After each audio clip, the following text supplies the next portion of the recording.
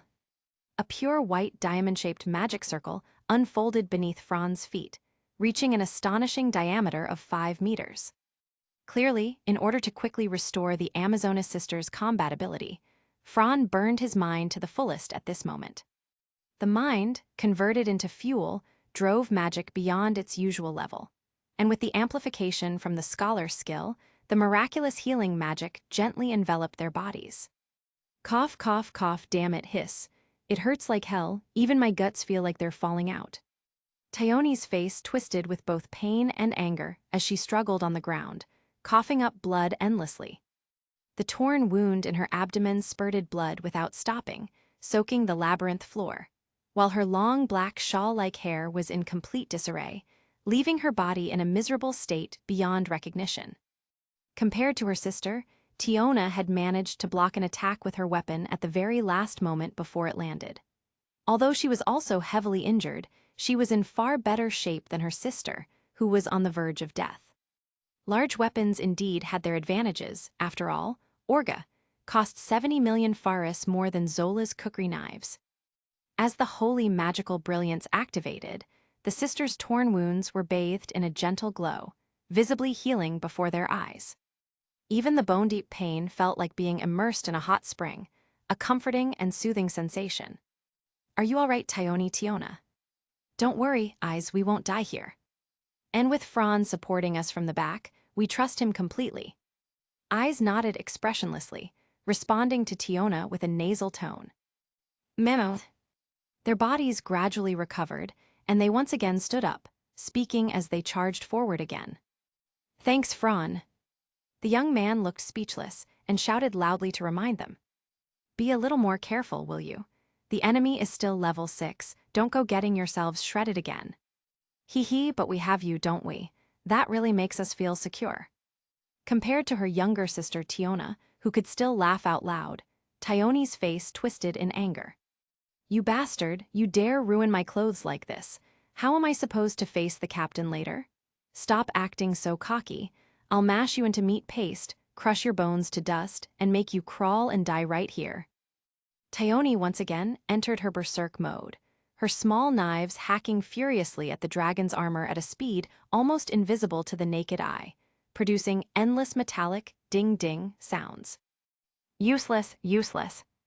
The female warrior's face, twisted with anger, broke into a hideous and crazed smile, her fierce eyes glaring viciously at the massive enemy.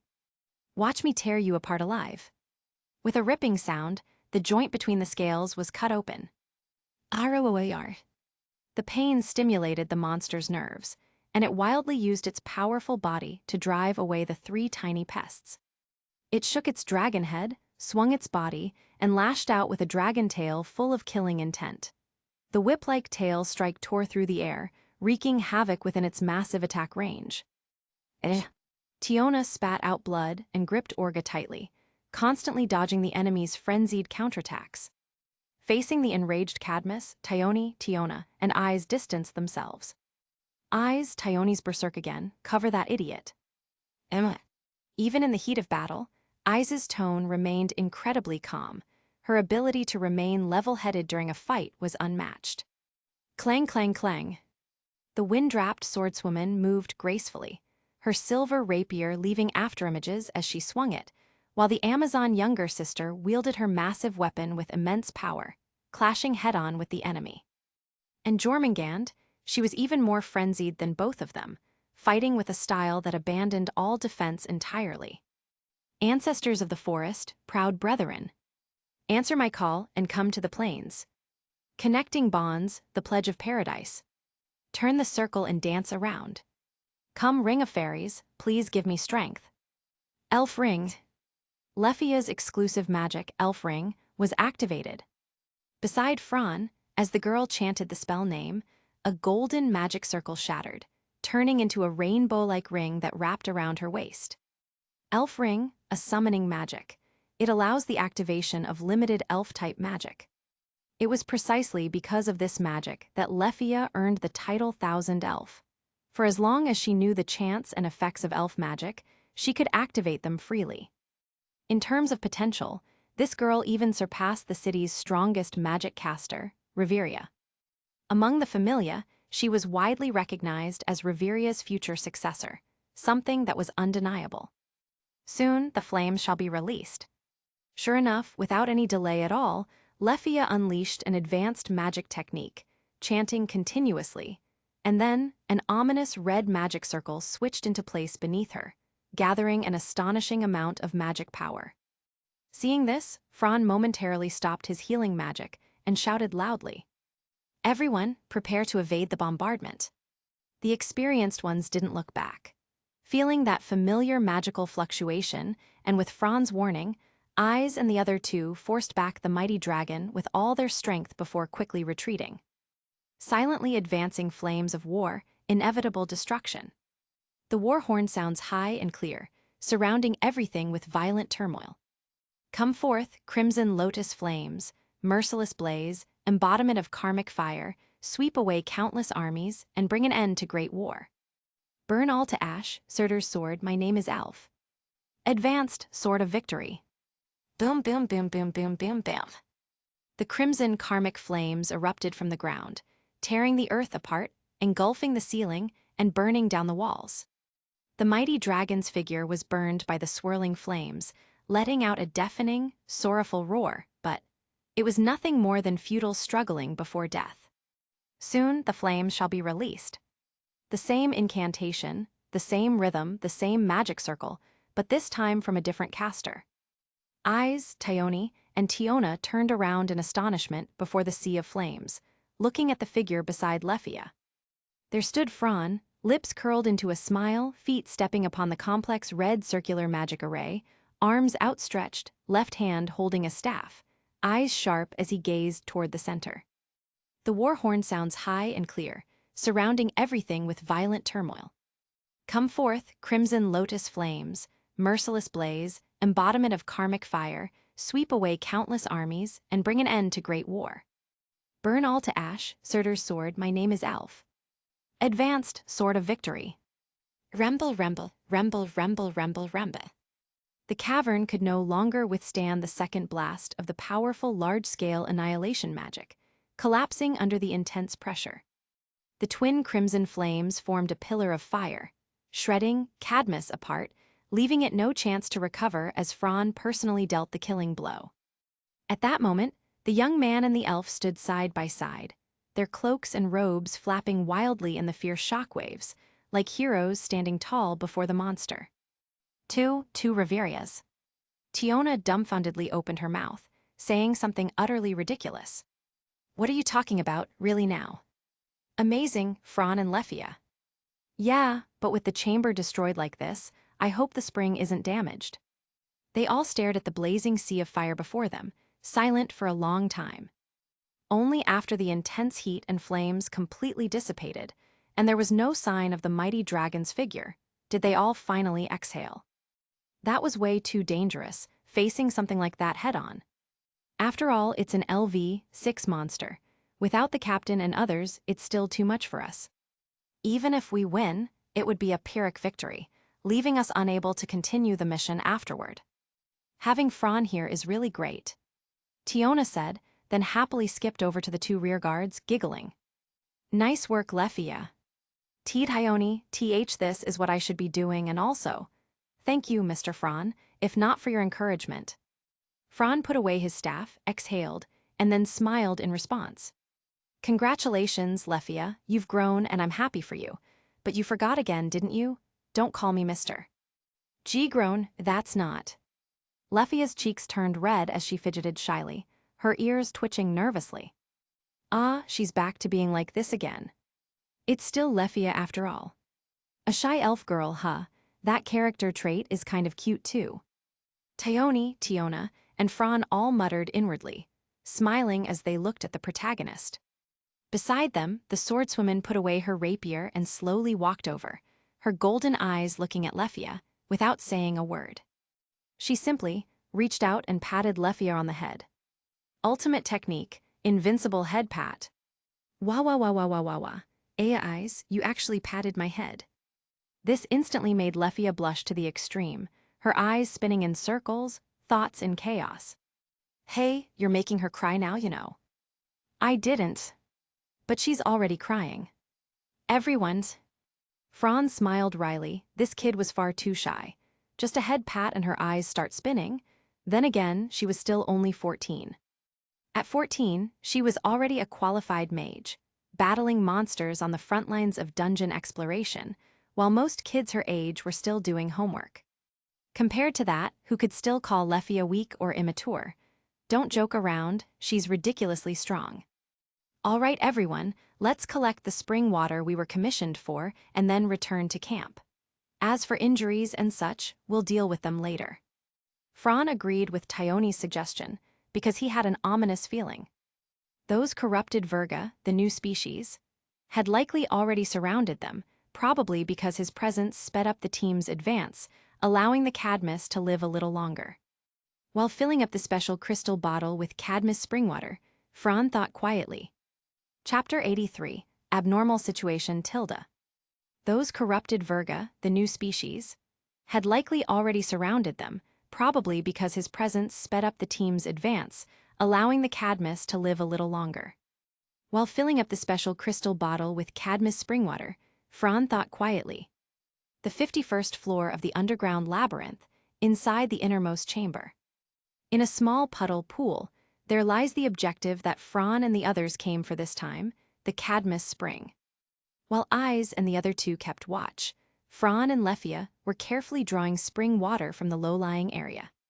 It is said that the Cadmus spring is used as a raw material for a certain top-grade panacea, elixir, and has a very powerful healing effect on abnormal injuries. Therefore, its added value is extremely high, not only outside the city but even within it.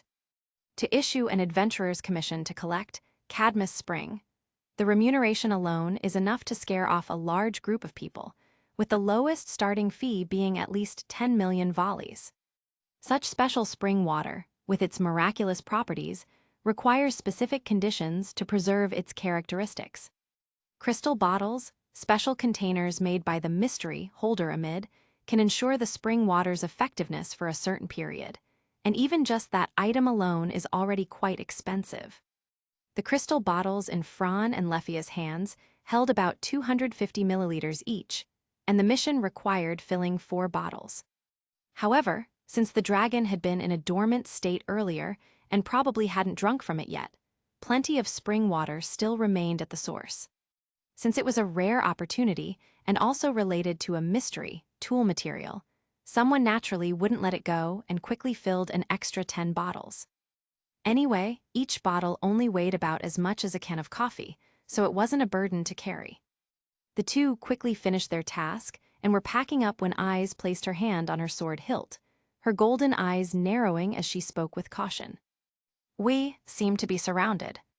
Tiona and Tyone's expressions changed instantly as they raised their weapons and prepared for battle. What's going on, Eyes? Is your perception off? There are monsters surrounding us. Everyone tensed up, scanning the chamber carefully, not leaving a single corner unchecked. But nothing happened.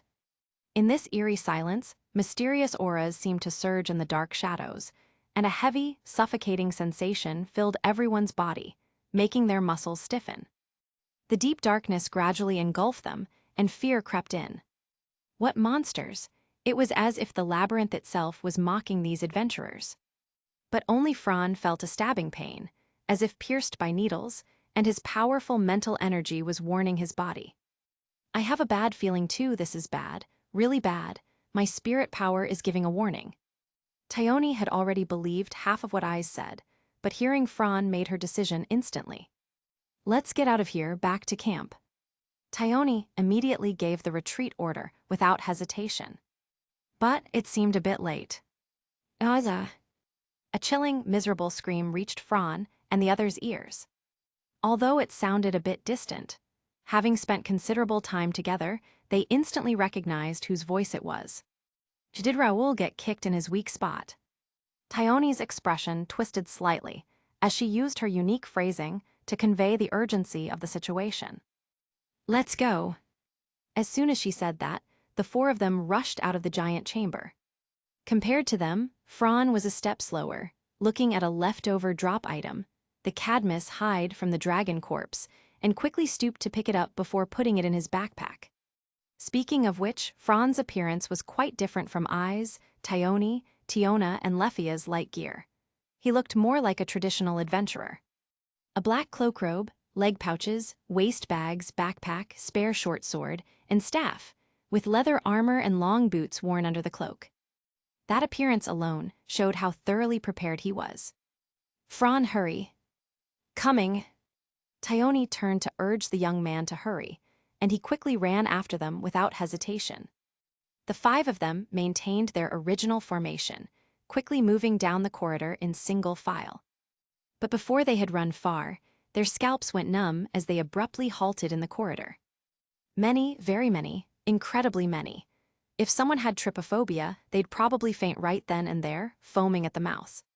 Everywhere they looked, on the floor, walls, and ceiling, were large green and mottled worms.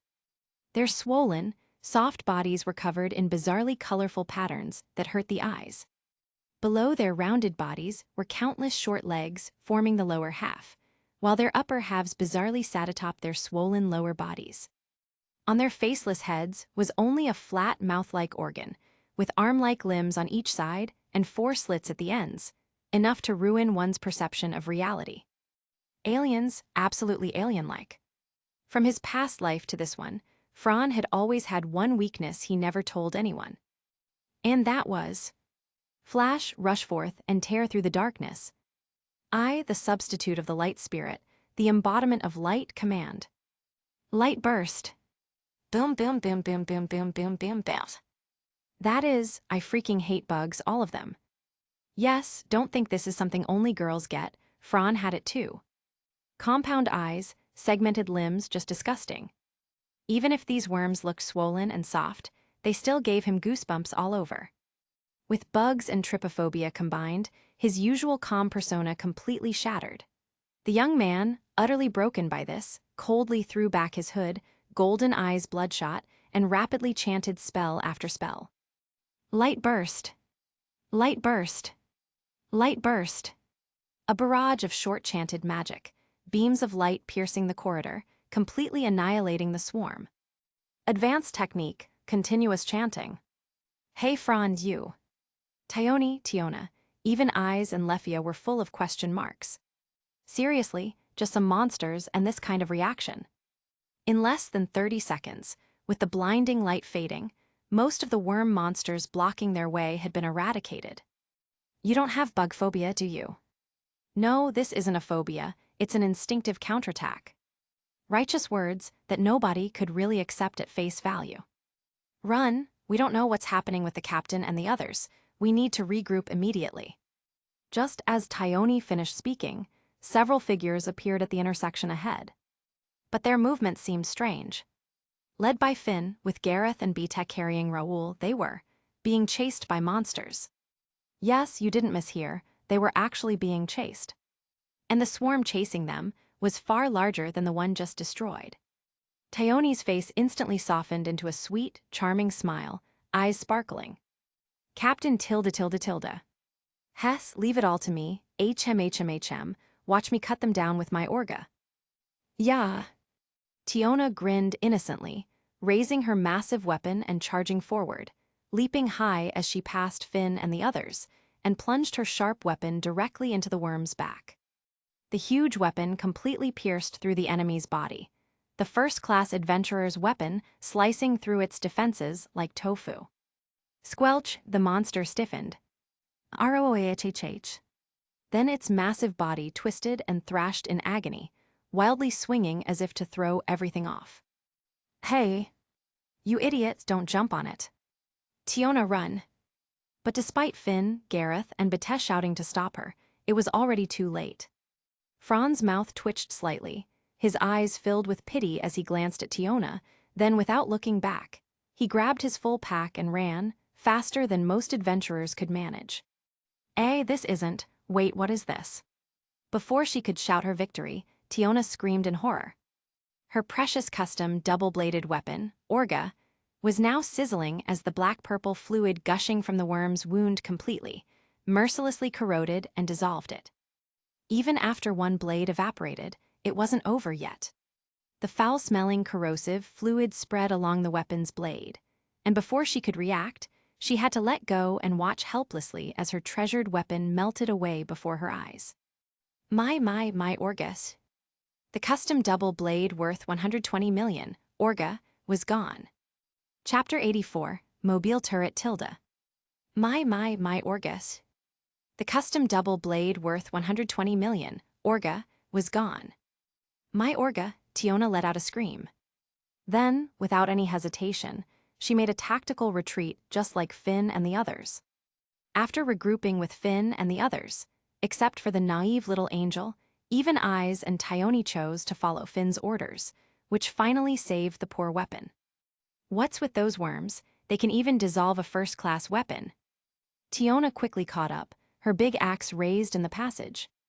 Btek, looking displeased, carried Raoul on his back. From his running posture and perfectly steady breathing, it was clear this speed was nothing for him. Idiot, didn't I tell you? Why did you rush in? But I saw Fran kill them so easily. Just a few ultra-short magic chants wiped out a large group, but when it was my turn, it didn't work at all. Fran, head down, ran swiftly. If the others could see his expression, they would know how embarrassed he was. Magic. Finn licked his finger, looking toward Fran and Lefia, who were supporters, his eyes lighting up. I see, that terrifying corrosive liquid can destroy weapons, and they explode after being killed. These worms are the bane of close combat fighters like us. But for long-range bombardment, there's no problem, that means magic, right, Fran? The small race leader's eyes told him that everything was settled. Leave it to me, Captain. Everyone's eyes turned toward the moving Fran. Pulling out the already cracked aquamarine staff, he ran while beginning to chant, just like back on the 17th floor. O light, rush forth, tear apart the darkness. I, the executor, am the spirit of light, the embodiment of brightness, shining to correct all. Aurora burst, light burst. Running, sidestepping, raising his hand, the magic circle flashed, piercing through the corridor, all in one breath. Boom, boom, boom, boom, boom, boom. The white-hot beam once again swept through the corridor behind, and in an instant, the monsters hit by the magic's white brilliance were annihilated. Their actual strength isn't that high, probably around LV4. They're a specialized, abnormal attack type with that weapon-corroding poison. Raoul, on Btek's back, was already barely conscious. His left arm, touched by that black-purple poison, still emitted a stench and was beginning to spread through his body. We have to heal Raoul, or he won't make it to the camp, he'll be done for. See, Captain, I can still hold on, please everyone. Dia flartle. The tattoo on Beatez's face twisted. He didn't know what expression to make. Hey, hey, hey, continuous chanting plus concurrent chanting. What kind of medic are you? Not even a medic. Even the prideful Beatez had to look at Fran differently. Mr. Fran, you're amazing, to still be able to cast magic in this situation. Yes, as a fellow mage, only Lefia understood just how advanced Fran's technique was. Concurrent chanting plus continuous chanting plus attribute switching, and the most terrifying part, doing it while being chased by monsters in a high-pressure, life-or-death situation. Haha, looks like Reveria has a successor now, right, Finn? Yeah, it really feels great to have Fran with us this time. As a teammate, he's too reliable. At this critical moment, because of Fran's presence, everyone saw a glimmer of hope. Captain up ahead, monsters again. Running at the front, Taioni quickly reported. Everyone looked up. The scene was almost identical to behind them. They were completely surrounded. The atmosphere shifted again, and everyone's expression changed. Eyes at the fork ahead, turn left. We'll rush into that chamber and use magic to wipe them all out there. Yes. Seeing Fran's moving cannon capability, Finn instantly devised an annihilation plan in his head. Fran, keep a steady rhythm of bombardment, just enough so we don't get surrounded. Save your mind for a large-scale bombardment later. Understood, Captain. Lefia, once we reach the designated spot, you and Fran will unleash bombardment together. There are 2 passageways into the chamber, one left, one right. Each of you take one side. We'll buy you enough chant time. The Palom leader gave precise orders, leaving Fran in awe.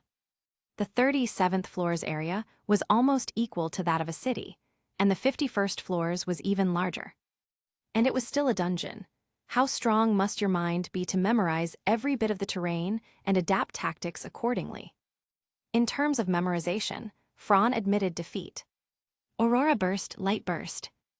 Boom! Fran cleared another cluster of worms ahead, opening the path to the chamber. Quick rush in. Yes. Their speed instantly increased as they charged into the huge chamber. It was a massive rectangular chamber, identical to those of the 51st floor, perfectly square, a typical dungeon design. The ground was flat, the walls smooth, even the ceiling was perfectly flat with no curvature. The huge space could easily fit hundreds fighting without feeling cramped, perfect for a decisive battle. As expected of Finn. In the dungeon, adventurers already fought at a disadvantage in terrain, especially in the deep floors. Finding an open battlefield was extremely rare, showing Finn's skill in using the terrain. Captain, if I were the dungeon, after being cornered into a dead end, I'd definitely throw fuel on the fire, like a monster party or something, don't you think? The team quickly formed up. Frontline, Betet Taioni Tiona. Midline, Finn Eyes Gareth. Center, Fran, Lefia, and Raoul. You bastard, that joke was so cold it gave me chills. Betet shouted back. But it's already happening, isn't it? Why? Cracked. Everyone's eyes focused, following Fran's pointing finger. Then, cracks formed on the smooth chamber walls. Ugh, tilde. Taioni groaned, holding her forehead, feeling terrible. Eyes' cold eyes locked on the monsters falling to the ground, gripping her rapier tightly. Finn licked his finger, brows furrowing. Gareth quietly watched Finn, expression unchanged. And Lefia, standing next to Fran, turned pale instantly, crossing her legs, clutching her staff, and trembling. Hehe, Fran, nice going. Jinx. Chapter 85, An Adventure Tilda. Hehe, Fran, nice going. Jinx. Even Ai's expression changed repeatedly at this moment. Fighting against those monsters temporarily classified as new species was already tough enough without weapons, and with the monster party happening on the 51st floor and the birth of a super tough, thick-skinned monster like the black rhinoceros, it was truly. At this moment, in a cavern room on the 51st floor of the underground labyrinth, 2 passages were blocked, and with the monster party spawning on the walls, countless monsters poured out of the tunnels like an endless tide, completely surrounding the adventurers. Along the way, everyone had fought through several waves of monsters, then engaged in the difficult subjugation of the Cadmus. After that, they were caught off guard by the new species without any intelligence to rely on, and now they were trapped in a corner, facing a true desperate situation. The moment to test the adventurers had finally arrived. Could they cross the monster party and break out of hell? This was both a trial of body and soul, a bond between comrades, trust, and reliance intertwined, the very essence of being an adventurer. Taking a deep breath, Finn displayed the caliber worthy of a braver, letting countless people know why he was the leader of one of Orario's strongest familias. Everyone, right now, we're going on an adventure. We bear the name of Lady Loki. We are Orario's strongest familia. We are also the strongest adventurers. Raise your courage, use your wisdom, display your skills, and then slay the monsters and earn glory. Or do you intend to rot away in this dungeon, crushed under its weight? The momentum instantly surged as their leader's words stirred their spirits. What are you saying, Finn? Just a bunch of bugs thinking they can bury us here. Don't underestimate me, old man. The dwarven warrior grinned, flexing the muscles on his thick arm. Old man, seems like your blood hasn't cooled yet, huh? Even with that old body of yours, you still want to fight. The young werewolf with sharp features and tattoos on his face snarled, showing his fangs. Who are you calling old man? You, of course. They're coming. Eyes exuded a sharp aura, the essence of her sword princess nature. Rumbled. The ground trembled violently as hordes of monsters filled the chamber, with a black rhinoceros among them. Countless monsters surrounded the 9-person party in layers. Eyes, take this. Fran tossed his short sword to Eyes, because he saw that she had drawn too close to the enemy. In this party, aside from Fran and Lefia, Eyes was also capable of magic attacks. With her wind magic wrapped around her weapon, the weapon wouldn't corrode when killing enemies. Even the explosion and corrosive fluids upon death would be blown away instantly by the raging wind magic. Thank you. Finn swung the silver rapier a few times and asked without turning his head. Will this unbreakable weapon hold up? The youth smiled confidently, the only smith present, and gave his guarantee. Even this level of corrosive fluid can't destroy a weapon with unbreakable properties. At worst, the blade will dull and look like a wreck, and well, repairing it will cost a fortune later. You've already figured out the corrosive properties of the enemy, as expected of a smith. Just a little bit. Fran smiled, pinching his fingers together. But Finn clearly didn't understand the meme of just a little bit. Then, since the enemy can't wait any longer, let's begin as well. Fran, Lefia, unleash your strongest spells and mana, and blast them all at once. Yes. Lefia and Fran exchanged a glance and nodded. The girl gripped her staff and began chanting first. Aya monsters, all of you go to hell. With the mages preparing their ultimate spells in the rear, the frontliners charged into battle. Betet charged in first, faster than anyone else present. His specially made boots, Flossvert, one of the few usable weapons left, were still second-grade equipment, but plenty strong enough to kick these monsters. With his high-speed dash and spin, he landed a heel kick that sent a 5-meter-long giant worm flying. The sheer power not only sent one flying, but also knocked away the worm behind it. As a peak LV, 5 adventurer, he unleashed his overwhelming strength in rage. What, you think I'm gonna let you hog the spotlight, brat? I still exist, you know. Boom. The dwarven warrior, even without his priceless first-grade weapon, was still LV. 6, one of Orario's strongest. His peak strength and endurance, coupled with his skills, made Gareth nearly indestructible, and with his experience honed in the darkest times, he was a walking tank, single-handedly holding a third of the battle line. Compared to Gareth's brute force, Finn's combat was like art. His small body exploited agility to the fullest. Though wielding a weapon unfamiliar to him, not his usual command spear, he fought with mastery. Even with a sword, his attacks were precise and terrifying, maximizing combat efficiency. Everyone, focus on blocking the enemies first. Don't rush too deep, maintain the formation. We don't have backline fire support yet, so be careful. Ah, damn it, you damn monsters, what's there to be so arrogant about? Die, all of you die, die, die. Tiona looked speechless at her sister Thyone, who had already gone berserk, her head buzzing. Unlike the others who were barely suppressing monsters with skill and strategy due to lack of proper weapons, Eyes, even with Fran's short sword, was slaughtering monsters effortlessly with wind magic enhancement. What was truly terrifying was her habit of one-hit kills, slicing monsters cleanly in half every time. Her hatred of monsters was fully on display, so much so that even Fran felt a chill watching her. O ancestors of the forest, noble kin. Answer my voice, come to the meadow, bonds of kinship, promised feasts. Dance in circles, come elf ring. I ask of you, lend me your strength. Elf ring. Elf ring, summoning magic, and Lefia's standard opener. Meanwhile, as Lefia began chanting, Fran narrowed his eyes and drew two hiltless swords from his bag. Raoul catch.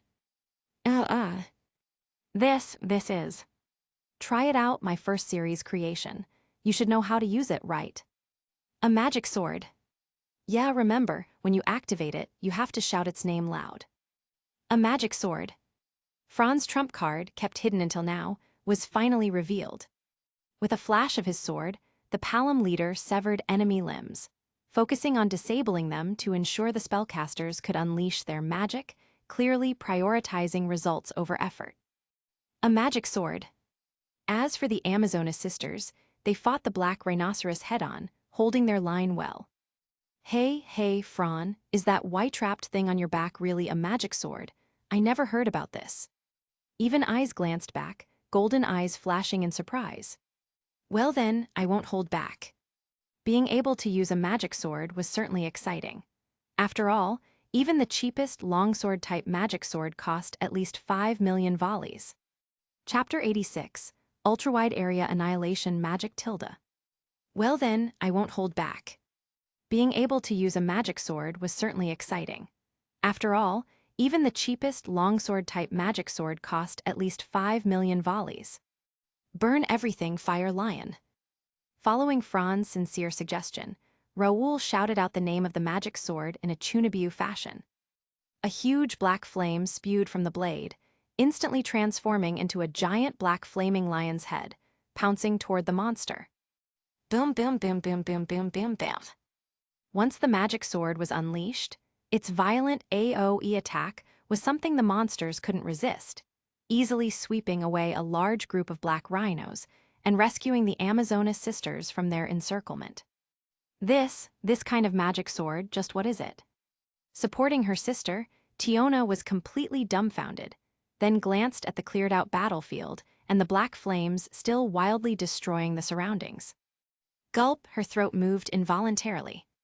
Crack, Raoul looked down at the magic sword in his hands. With the consumption of magic power, cracks had already appeared on the blade. With this kind of power, it can only fire 3 times at most. That's totally not enough. Only 2 or 3. Not enough. Damn it, one slash of yours costs several million volleys, and it's still not satisfying enough. There's another one here, support them well, I'm about to start too. Glancing at Lefia, who had already activated Elf Ring, Fran handed Raoul a second magic sword and reminded him. Leave it to me. Taking a deep breath, Fran adjusted his breathing and stood shoulder to shoulder with his companion. Let's begin, Lefia. Maintaining the magic circle in standby mode, Lefia nodded hard, her small face now free of confusion and fear, filled only with determination and courage. Yes, I understand, Mr. Fran. The atmosphere changed abruptly and silently, an oppressive and heavy sense of something immense brewing. Silently approaching flames of war, inevitable destruction. 2. The trumpet of war loudly blares, encircling everything in violent conflict. 2. Come forth, crimson flames, merciless inferno, thou art the incarnation of karmic fire, sweeping away thousands of troops, drawing the final curtain on this great war. 2. The male and female voices chanted together an apocalypse from the twilight of the gods, and a red magic circle of disaster unfolded, layered beneath their feet. A terrifying wave of magic power spread violently in all directions, countless magic particles converging as the two burned their mental strength. specks of magical light rising from the magic circle, while the nearby monsters grew restless. Lephia's chestnut long hair fluttered messily behind her. Her pink robe and long skirt lifted slightly by the rising magical particles, revealing the sacred domain between white stockings and short skirt unique to a maiden. But no one, not Fran, nor the others battling monsters, had the time to appreciate this beauty. Burn everything, Sword of Surtur, my name is Fran. Burn everything, Sword of Surtur, my name is Lephia. The intonation of their chant, along with the formation of the magic, grew increasingly fervent, the terrifying wave of magic power reaching a critical point, pressing so hard it felt like it could crush everything. Everyone's. As their chant finished, Fran and Lephia simultaneously put this terrifying bombardment into standby and shouted at the top of their lungs to alert everyone. Finn turned around, saw the massive, darkened red magic circle beneath them, and his eyes sharpened. Retreat, bombardment incoming. Tiona, Bete, and Gareth immediately withdrew at high speed upon hearing Finn's skill-boosted voice. Then Fran and Lephia exchanged glances and simultaneously triggered the final activation sequence. High-grade Sword of Victory, Rhea Levitine. High-grade Sword of Victory, Rhea Levitine. Boom, boom, boom, boom, boom, boom, boom, boom. An indescribable pillar of fire instantly filled the vast cavern ahead. New species, black rhinos, mutants, all of them were incinerated by that soaring crimson karmic fire. The flames dyed everyone's faces red, the blazing sea of fire reflected in their eyes, their hearts trembling. Finn, Bete, Gareth, Tiona, and even Eyes, every one of them was shaken by this overwhelming power. Two magicians using the same unprecedented level of magic. Even battle-hardened veterans like them had rarely, if ever, seen such an awe-inspiring spectacle. This is the power called magic, a power of another level, a power that brings calamity to monsters and protects companions. The entire area, over 400 meters in length and 800 meters in width, was flattened by their magic. Even with Fran's extraordinary mental strength and Lephia's massive magic power, both of them were utterly exhausted. After all, this was a super large-scale wide-area annihilation magic that nearly drained all of their mental strength, only made possible with skill amplification. Succeeded. Even new species can't stand against magic. Phew, I finally feel relieved. Ha, these young ones are really reliable now. Looks like we're getting old, Finn. Probably Reveria's the happiest one right now. Eyes returned to Fran and Lephia, then patted Lephia's head. Lephia, you protected everyone. Tiona, yes, Lephia, you've grown. Tione, everyone will be proud of you. Lephia, thank you, but this wasn't just my accomplishment. Fran smiled gently, brushing some gray ash off his cloak. This victory is thanks to everyone's efforts together. Without the frontliners buying us time, we couldn't possibly chant such a massive wide-area annihilation magic, right? Seeing the smiles on his companions' faces, Finn still wore the mask of a leader. All right, everyone, save the chatter for when we're back at camp. Also, my thumb is throbbing a little, I've got a bad feeling. A bad feeling? The leader of the Palom had a sort of mystical intuition, and if he said something felt wrong, then something was definitely about to happen.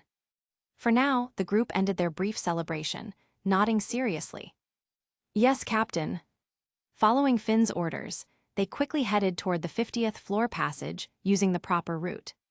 With their abilities activated, these first-class adventurers moved so fast their silhouettes blurred.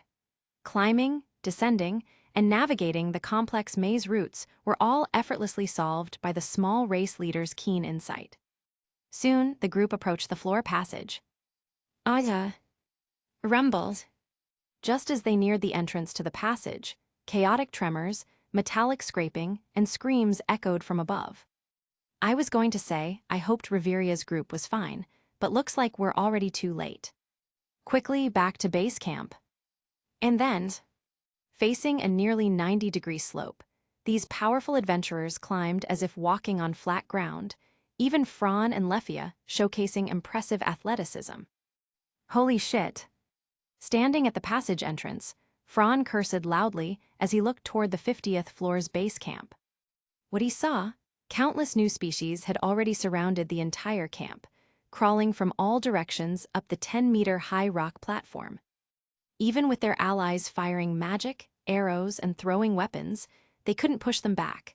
Every fallen monster was instantly replaced by another.